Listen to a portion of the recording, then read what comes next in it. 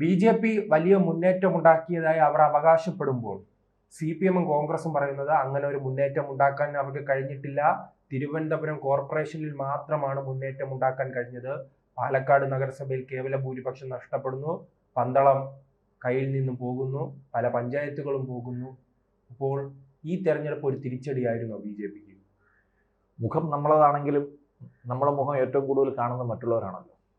അപ്പോൾ ബി.ജെ.പി പറയുന്നത് നമ്മൾ കാര്യത്തിലെടുക്കണ്ട, മറ്റുള്ളവർ പറയുന്നതായിരിക്കും കൂടുതൽ ശരി, അതിനകത്തായിരിക്കും കൂടുതൽ കാര്യങ്ങളുണ്ടാവും. ബി.ജെ.പി സംബന്ധിച്ചിടത്തോളം നമ്മൾ നേരത്തെ ഒരു വീഡിയോയിൽ പറഞ്ഞ മാതിരി കഴിഞ്ഞ പാർലമെൻറ്റ് ഇലക്ഷനിൽ ബി.ജെ.പിക്ക് ഏകദേശം 11 മണ്ഡലങ്ങളിൽ ഒന്നാം സ്ഥാനവും 20ഓളം മണ്ഡലങ്ങളിൽ രണ്ടാം സ്ഥാനത്ത് അല്ലെങ്കിൽ മൂന്നാം സ്ഥാനത്ത് തൊട്ടടുത്തുമൊക്കെ എത്തിയായിരുന്നു. അതായത് ജയസാധ്യതയുള്ള ഒരു 20ഓളം മണ്ഡലങ്ങളുണ്ടായിരുന്നു. ഏകദേശം 30ഓളം മണ്ഡലങ്ങളിൽ ഒരു അപ്രൈസിങ് നമ്മുടെ ബി.ജെ.പിക്ക് ഉണ്ടായിരുന്നു. ഇപ്പോൾ അത് മാറിയിട്ട് ഇപ്പം നമ്മുടെ തിരുവനന്തപുരത്ത് തന്നെ നോക്കുകയാണെങ്കിൽ കാട്ടാക്കട മണ്ഡലം നേരത്തെ ബി.ജെ.പിക്ക് മുൻതൂക്കം ഉണ്ടായിരുന്ന ഒരു മണ്ഡലമായിരുന്നു പാർലമെൻറ്റ് ഇലക്ഷൻ. പക്ഷേ അസംബ്ലി ഇപ്പോൾ ഈ പഞ്ചായത്ത് ഇലക്ഷൻ വന്നപ്പോഴത്തേക്ക് അത് മാറി. ഇപ്പോൾ പൊതുവേ നമ്മൾ നോക്കുമ്പോഴത്തേക്ക് ബി.ജെ.പിക്ക് ഈ ഇലക്ഷൻ ഒരു തിരിച്ചടിയാണ് ഉണ്ടായത്. ഇപ്പോൾ തിരുവനന്തപുരത്ത് തന്നെ ഒരു കോർപ്പറേഷൻ ഭരണം പിടിച്ചു എന്ന് പറയുന്നുണ്ടെങ്കിലും ജസ്റ്റ് 50 സീറ്റിൽ മാറി നിൽക്കുമ്പോഴത്തേക്ക് നമ്മൾ കാണാതെ പോകരുത്, കോൺഗ്രസിൻ്റെ 10 സീറ്റ് 19 സീറ്റാക്കി വർദ്ധിപ്പിച്ചു. ഇപ്പോൾ വളരെ കോൺഫിഡൻസോടെയാണ് കാര്യം. സതീശനെ നമ്മൾ പലപ്പോഴും വിമർശിക്കുമെങ്കിൽ പോലും സതീശൻ്റെ ഒരു കോൺഫിഡൻസ് ഉണ്ട്. ഇദ്ദേഹത്തെ പോലെ ഒരാളെ ഒരു ബലിയാടാക്കാൻ വേണ്ടിയിട്ട് ജയിക്കില്ല എന്ന് നമുക്ക് എല്ലാവർക്കും അറിയാം, മേയറാവില്ല എന്ന് നമുക്ക് എല്ലാവർക്കും അറിയാം. എന്നാലും ശബരിനാഥിനെ പോലുള്ള ഒരു സീനിയർ യുവ നേതാവിനെ പിടിച്ചിട്ട് ഒരു കോർപ്പറേഷനിൽ സ്ഥാനാർത്ഥിയായിട്ട് നിർത്തുമ്പോഴത്തേക്ക് അദ്ദേഹം മേയറാകില്ല എന്നറിയാം, എന്നാൽ പോലും അയാളെ പിടിച്ച് നിർത്താനുള്ള ഒരു കോൺഫിഡൻസ് ഉണ്ട്. 10 സീറ്റ് ഉണ്ടായിരുന്നിടത്ത് പിടിച്ച് നിർത്തുന്ന ഒരു കോൺഫിഡൻസ് ഉണ്ട്. അത് നമ്മൾ കാണാതെ പോകും.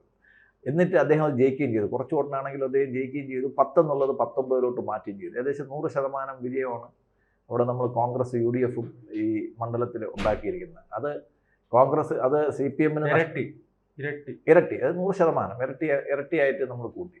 അപ്പോൾ അങ്ങനെ നോക്കുമ്പോഴത്തേക്ക് UDF-ൻ്റെ ശക്തി കൂടി എന്ന് വേണം നമ്മൾ കണക്കാക്കാൻ. അത് നമ്മൾ കാണാതെ പോകും. നമ്മൾ കോൺഗ്രസ് മുക്ത ഭാരതം എന്ന് പറയുമ്പോഴത്തേക്കും കോൺഗ്രസിൻ്റെ ശക്തി കൂടിയതാണ് നമ്മൾ തിരുവനന്തപുരം നഗരസഭ അതിർത്തിയിൽ നമ്മൾ കണ്ടത്.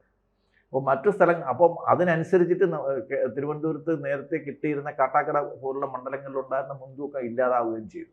ബി.ജെ.പിയെ സംബന്ധിച്ചിടത്തോളം തിരുവനന്തപുരം ജില്ലയിൽ അതൊരു തിരിച്ചടിയാണ്. പക്ഷേ ബി.ജെ.പിയുടെ ഒരു നാച്ചർ എന്ന് പറയുമ്പോഴത്തേക്ക് ബി.ജെ.പി ഇന്ത്യയിൽ മുഴുവൻ കയറി വന്ന ചരിത്രം നമ്മൾ നോക്കുകയാണെങ്കിൽ അർബൻ ഏരിയയിൽ കൂടുതൽ ശക്തി കൂട്ടിയിട്ടാണ് ബി.ജെ.പി എപ്പോഴും കയറി വന്നിട്ടുള്ളത്. ഇപ്പോൾ കൊല്ലം നഗരസഭയിലായാലും കൊല്ലം മുനിസിപ്പാലിറ്റിയിലായാലും അവർ ശക്തി കൂടിയിട്ടുണ്ട്, കൊച്ചിയിലായാലും ശക്തി കൂടിയിട്ടുണ്ട്, എല്ലാ മുനിസിപ്പാലിറ്റികളിലും, കോഴിക്കോട് കൂടിയിട്ടുണ്ട്, കണ്ണൂർ കൂടിയിട്ടുണ്ട്. ഇപ്പോൾ എല്ലാ മുനിസിപ്പാലിറ്റികളിലും ഗ്രാജുവലായിട്ട് ബി.ജെ.പിയുടെ ശക്തി കൂടി വരുന്നതായിട്ട് കണ്ടു. പക്ഷേ സ്വന്തം കയ്യിലിരുന്ന ചെങ്ങന്നൂരും പന്തളവും പാലക്കാടും പോലുള്ള നഗരസഭകൾ കയ്യിൽ നിന്ന് പോവുകയും ചെയ്തു.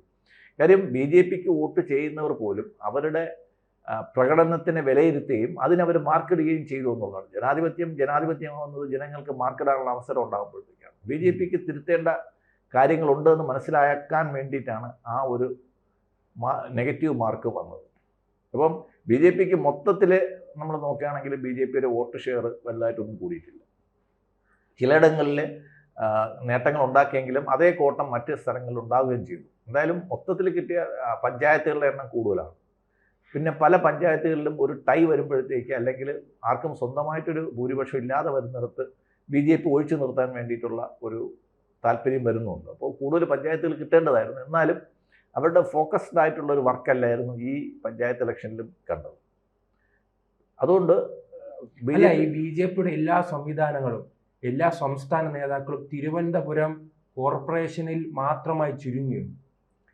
ഇല്ല, തിരുവനന്തപുരം കോർപ്പറേഷൻ അവർക്ക് പ്രതീക്ഷയുള്ള 2 സ്ഥലങ്ങളായിരുന്നു തിരുവനന്തപുരം കോർപ്പറേഷനും തൃശ്ശൂർ കോർപ്പറേഷൻ.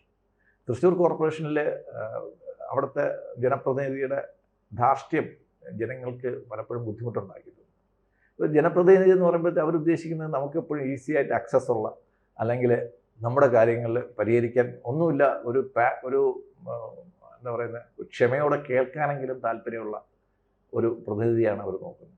ഇപ്പം ശ്രീ ശശി തരൂർ തിരുവനന്തപുരത്ത് വളരെ അവൈലബിൾ അല്ലെങ്കിൽ പോലും അയാളുടെ ഓഫീസിൽ നിന്നും അദ്ദേഹത്തിൻ്റെ ഓഫീസ് വളരെ പ്രോംപ്റ്റായിട്ട് വർക്ക് ചെയ്യുന്ന ഓഫീസുകളൊന്നാണ്. ജനങ്ങൾക്കൊരു പരാതി ഉണ്ടെങ്കിൽ കൊണ്ടു കൊടുത്തു കഴിഞ്ഞാൽ പിറ്റേ ദിവസം ഇമെയിലിൽ നിങ്ങൾക്ക് അക്നോളജ്മെൻറ്റും മറ്റു കാര്യങ്ങളും അറ്റ്ലീസ്റ്റ് കേൾക്കാനെങ്കിലും ഒരു സംവിധാനമുണ്ട്. സുരേഷ് ഗോപിയെ സംബന്ധിച്ചിടത്തോളം അങ്ങനെ കേൾക്കാനൊരു സംവിധാനം പോലും ഇല്ല. ഇതൊക്കെ ജനങ്ങൾ കാണുന്നുണ്ട്.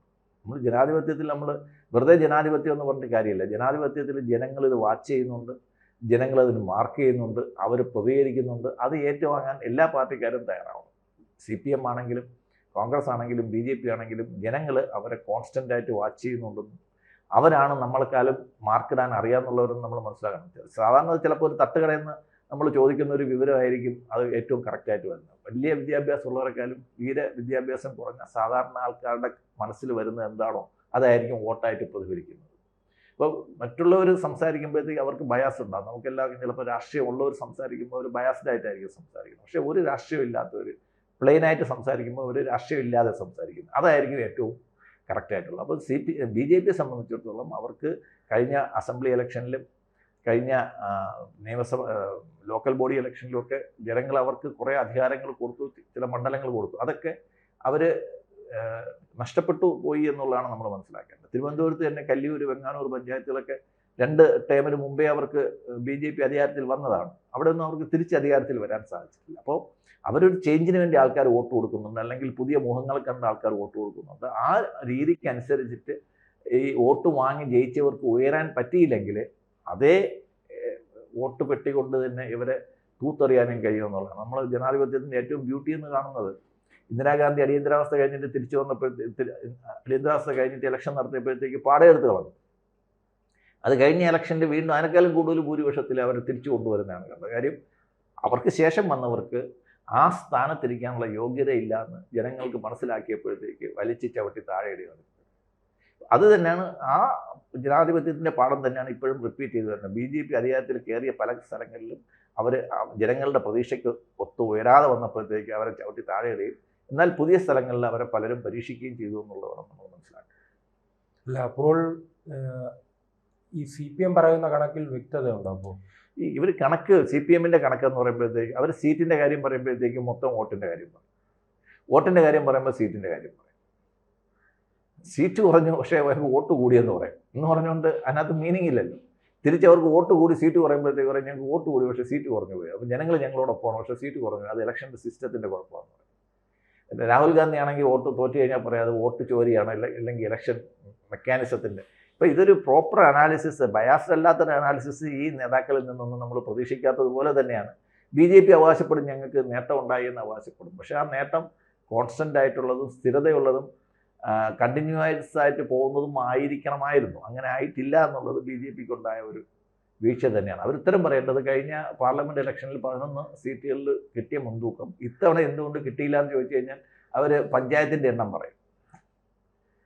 അങ്ങനെയാണ് അവർ ജയിക്കാൻ നോക്കുന്നത്. ആ പഞ്ചായത്തിൻ്റെ എണ്ണമല്ല നമ്മൾ ചോദിക്കുന്നത്. അസംബ്ലിയുടെ അടുത്ത് വരാൻ പോകുന്നത് അസംബ്ലി ഇലക്ഷനാണ്. അസംബ്ലി ഇലക്ഷനിൽ എന്തായിരിക്കും സംഭവിക്കും എന്നുള്ളത് നമുക്ക് നോക്കാം. അതായത് BJPയിൽ ഇപ്പോൾ ഒരു പ്രധാനപ്പെട്ട ഒരു കാര്യം തലമുറ മാറ്റം വന്നിരിക്കുന്നു നേതൃത്വത്തിൽ. സംസ്ഥാന നേതൃത്വത്തിൽ സംസ്ഥാന പ്രസിഡന്റ് ഒരിക്കലും ഇല്ലാതെ ഞാൻ സ്ഥാനാർത്ഥിയാണെന്ന് പ്രഖ്യാപിച്ചിരിക്കുന്നു.